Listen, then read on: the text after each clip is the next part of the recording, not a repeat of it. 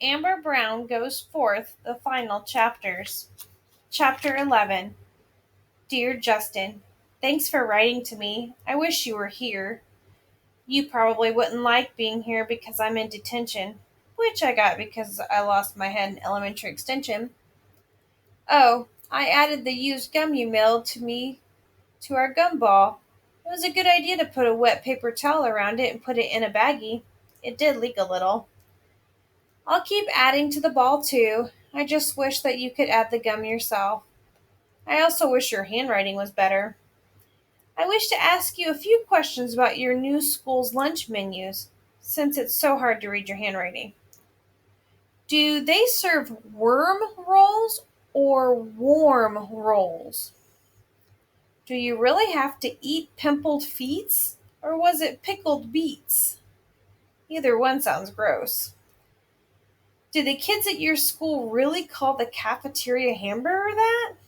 Wow. I have another question. Do they teach penmanship at your new school? I have another question. Since you are living down south now, are you going to start talking funny? Are you going to think that I talk funny? It's too bad you aren't here. Jimmy and Bobby are having a burping contest. You should see the prize. Well, here's some more news. One, my mother's going out with this guy named Max, secretly. I think of him as Min, like in minimum. I haven't met him yet, and I really don't want to meet him either. Two, I wish my father would move back. Three, you too. Four, I've learned to snap my fingers. Five, oh, you know what? I'm becoming friends with Brandy Colwyn. She's really nice. You'd like her. I hope that you have new friends too. Just don't like him or her more than me. Your friend, Amber. P.S. Don't eat too many worm rolls. Brandy, the elementary extension teacher says sweetly, your mother is here to pick up you and Amber. It's interesting how some teachers get these really sweet voices when parents are around. I'm so glad that Mrs. Holt uses her sweet voice with her students, not just with the parents. As we grab our books, I whisper to Brandy, I hope your mom is very strong. Why? She whispers back. Well, she's picking us up. We both start to laugh. A lot, but we don't get detention. I think that's because Mrs. Colwyn is standing there waiting, or maybe the teacher is in a better mood. I know that I'm in a great mood. Not only am I going over to Brandy's house, but I'm getting my hair braided. It's going to be Amber Brown's new look. Chapter 12. Want to see something really gross? Brandy giggles as we sit in her bedroom. I nod. She goes over to the dresser, opens the top drawer, and pulls out a roll of 6-foot long bubblegum tape. Am I allowed to say something about Justin? I ask, a little afraid that she'll get mad again. She nods. As long as you don't compare us, or make me feel like I just got picked for the friend team because there is no one else left. I don't feel that way. I cross my heart. I promise. Good. She opens up the bubblegum package. I don't think that gum is gross. Justin and I always used to buy those and split it, 3 feet each. Sometimes we each put half of it in our mouths, and then when we were all done with it, we added it to this huge chewing gum ball. I still have the ball. I'll show it to you sometimes. Cool! Brandy grins and raises one eyebrow. Ever since the first time she did that, I've been practicing, but my eyebrow just won't move. My lips go up instead. She says, yeah, but did you or Justin ever blow bubble gum bubbles with your nose? I shake my head no. She grins and takes a long piece of gum, starts chewing. And then, when enough is chewed, she takes the wad out of her mouth and smushes it over and around her nose. Then she breathes out. It's the most gigantic bubble I have ever seen. I, Amber Brown, am very impressed. I try, but realize that before attempting this trick, a person should blow her nose and get rid of the snot first. I throw my gum out. It's too disgusting to add to the gumball. Now, Brandy takes out a box. Let's do the hair weaving. I sit down on a chair. Sit still, Brandy says, handing me a mirror. You can watch what I'm doing. Just don't move. I move. It's very hard for me to sit still. Stop wiggling. Brandy puts a piece of cardboard around a small clump of my hair. I hold up the mirror so I can watch what she is doing. She holds up lots of different colors of embroidery thread. Pick out 7 colors: glitter purple, glitter pink, glitter silver, black, turquoise, white, green. She puts the thread at the top of the braid and starts twisting it around the hair, working with one color at a time, then makes patterns on some extensions with a second color. Don't move. This has to be really tight. Where did you learn this? I ask. This summer, when we went to visit California, my cousin Daniela did my hair, and then she taught me how to do it. We practiced a lot on her old Barbie dolls and on her dog. She finishes one braid. I look in the mirror. It's terrific. She continues. Brandy, I ask her the question that I've been wanting to ask her ever since she got back. How come you and Hannah aren't friends anymore? She stops braiding for a minute. You don't have to answer if you don't want to, I say, even though I really want to hear her answer. She starts braiding my hair again and says nothing. I don't say anything either. Finally, she says, Look, I'll tell you. It's not such a big deal, but I want you to promise not to say anything to anyone else. Okay, I promise, and wait for her to begin. Chapter 13. Brandy continues to braid my hair as she begins to tell her story. When I moved here last year, it was really hard for me. She sighs. Everyone already had best friends. Everyone here already knew each other. And the people who already knew each other didn't have a lot of time for a new person. But you were always invited to parties and stuff. I put down the mirror and look at her. She nods. But that's not the day-to-day stuff, telling each other secrets, just hanging out and having a good time. The way you and Justin did. Sometimes I looked at you and Justin and felt really bad. Where I used to live, I had this friend Sandy, and we were a lot like you and Justin. The two of you looked like you were having so much fun, except for when you had that big fight just before he moved away. That was a bad fight. I remembered. Even though I knew it wasn't right, I was glad that you two were fighting. She pulls a little tight on my braid. I figured that maybe it would give us a chance to be friends, but then you two made up. When Justin moved away, I thought we could get to know each other better, but then you went to England, and then I went away when you got back. Why didn't you just say something? I jump a little as she pulls on my hair. It's not that easy, she shrugs. I know how she feels. She continues, and you two just didn't have room for another good friend. The only person who did was Hannah. I want to say, yeah, because no one else wants to be her friend because she's so bossy, but I don't. Brandy adds beads to the braid. So I was friends with Hannah, but it was hard. She's really bossy. Everything's got to be her way, and sometimes she's really mean. I know. Brandy sits down on the bed and looks at me. But it was so hard not having a best friend, so I tried to be friends with Hannah. I stayed with her family for a week at the shore. She was really mean to me, saying things like, no one else would be your friend. It got so bad that I called my parents and they came down and picked me up early. Then, when my parents and I went to California for a while, I got to spend time with my cousin Daniela. She's 15 and she's really nice. We talked about a lot of stuff. It made me feel better. Then, when school started, I thought we could be friends. But it was like you wanted another Justin around, not me, Brandy. Brandy looked sad. But I always thought you were nice. I didn't know you felt like that. I didn't know you felt so bad. I looked at her. Softly, she says, Well, I did. Poor Brandy. I didn't know that she felt that way, but now I really do know how she felt. I say, Brandy, I'm sorry you felt so bad. I'd really like it if we can be friends. Me too. She gets up and starts my second braid. And not just because Justin moved away.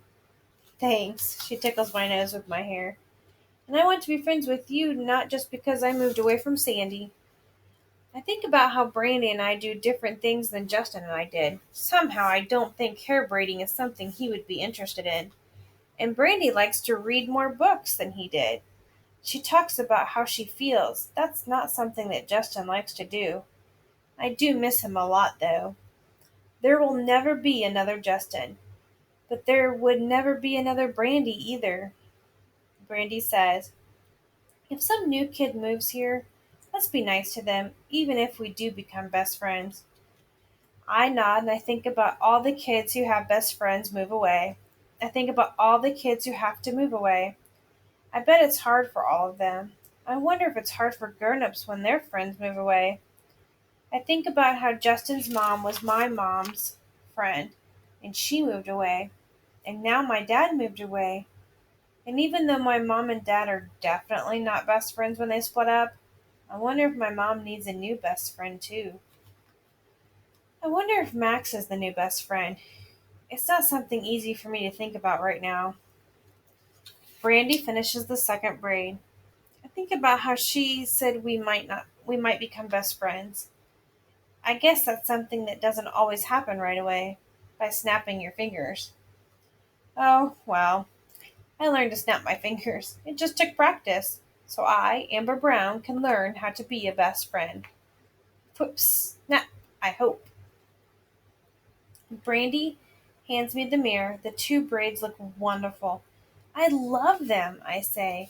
And then I pretend to stick the bead up my nose, even though I don't really do it because I know it could be very dangerous. Perfect in every way, I continue. Now let's practice the burping. I really want us to win that mermaid.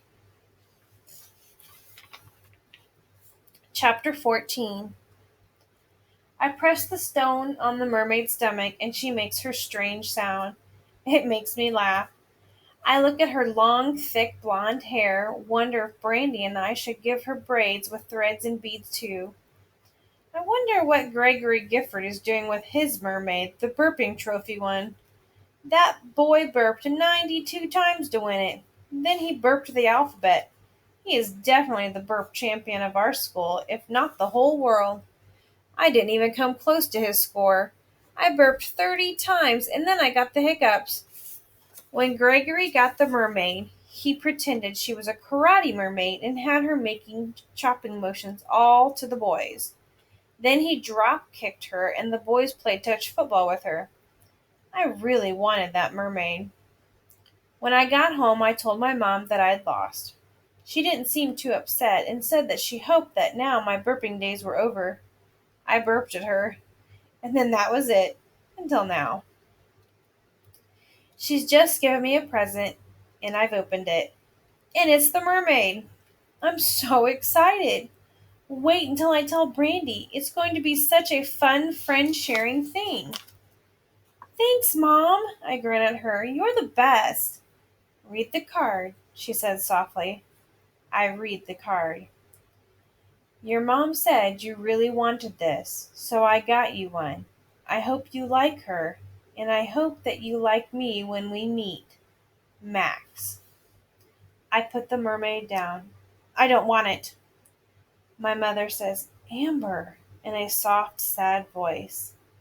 I hate it when she uses that soft, sad voice. It's not fair, I make a face. He's being so nice. He is so nice, she smiles. You have no idea how hard it is to find the mermaid. I called Gregory's mom to find out what company made the doll.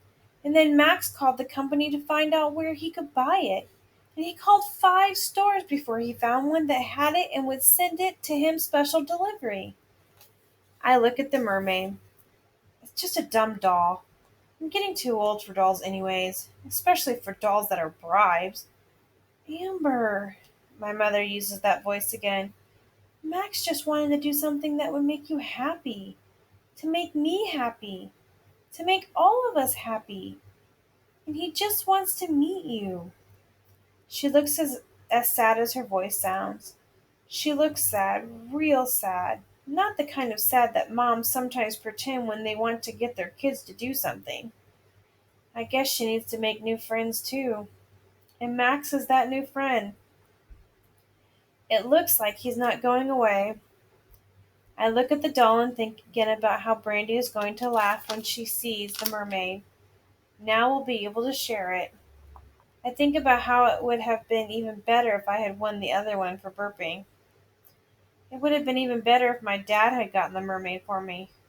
But he's in Paris, and I don't think he realized how much I wanted the mermaid. And then I look at Mom and how sad she is because I wouldn't take the mermaid, and how happy she looked when she talked about how Max got the mermaid for me. So I picked up the mermaid and say, I'll write Max a thank you note. My mother has me trained to write thank you notes, even though I think it is one of the most boring things in the whole world. Maybe someday soon you'll meet Max, she says. I start to hand back the mermaid. It doesn't have to be right away. She pushes the mermaid back toward me. You really like him, don't you? I'm not sure that I want to hear the answer. She nods. I do, Amber. Life goes on. Things change. We all have to adjust, make new friends, new lives, keep what we can of our old lives, the good parts. I think about how I've had to do that. I decide to ask the questions that I'm really not sure that I want to hear the answer to. Are you going to marry Max? My mother takes a deep breath. I'm not sure. It's too soon to know that. But truthfully, I do care for him a great deal. A great deal. Two a great deals? That sounds pretty serious. So will you meet him? She asks. I shrug. Do I have to? Right now? Not yet. Not if you really don't feel ready. But I would like you to meet him someday. Soon. She looks so serious. I look at her, at the mermaid, think about my father, and sigh. Soon? Not yet, though. Please. I need to get used to something first. When I was little, I thought that things were always going to be the same. Actually, it wasn't even that I thought that, it just always was the same in all the big ways. And then it all changed in all the big ways. And I hate it. But I, Amber Brown, can't change it back again to the way it was. I guess that there will always be changes in my life. I guess it's like that for everyone. It's like that for everyone I know. Me, Justin, our families, Brandy. So, I guess that I just have to go on getting used to my new life, my new class. Amber goes fourth. That's the way it is, at least until I get to the fifth grade. Then I guess I'll be Amber Brown takes the fifth. But I have a long way to go before that happens. The end.